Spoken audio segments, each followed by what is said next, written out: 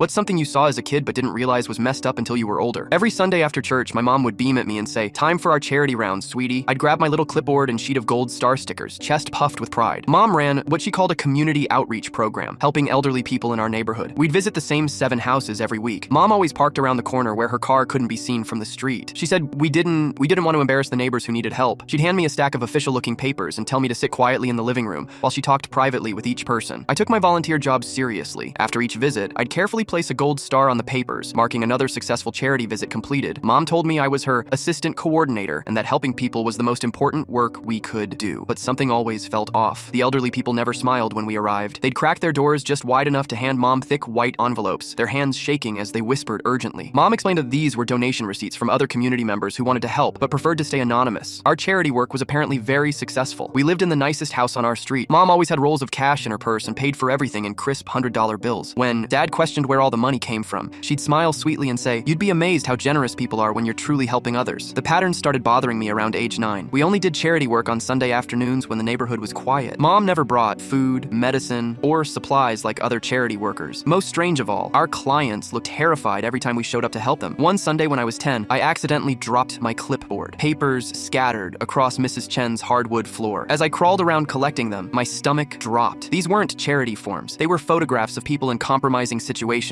with addresses and phone numbers written on the back. The handwritten notes said things like, "Payment due this Sunday," and "Increase to $800 next month." My mom's voice cut through the silence. "Pick up every single paper, honey." I looked up at her face. The warm charity worker smile had vanished, replaced by something cold and frightening I'd never seen before. She knelt down beside me, her voice barely a whisper. "Sometimes adults make mistakes they don't want anyone to know about. Mommy helps them keep those mistakes private, but this is grown-up business that stays between us. Can you keep Mommy's secret?" From that moment, our Sunday visits felt completely different. The weight of being part of something secret and important settled on my shoulders like a heavy blanket. Everything unraveled the Sunday after my 12th birthday. We were sitting in Mrs. Patterson's living room when I heard car doors slamming outside. Mom's face drained of all color as she peered through the curtains. Police cars surrounded the entire block. A detective's firm knock echoed through the house. "Ma'am, we need to discuss multiple complaints about extortion and blackmail activities in this neighborhood." As they handcuffed my mom and led her to the patrol car, the truth hit me like ice water. We weren't running a charity. We were destroying people's lives with their secrets.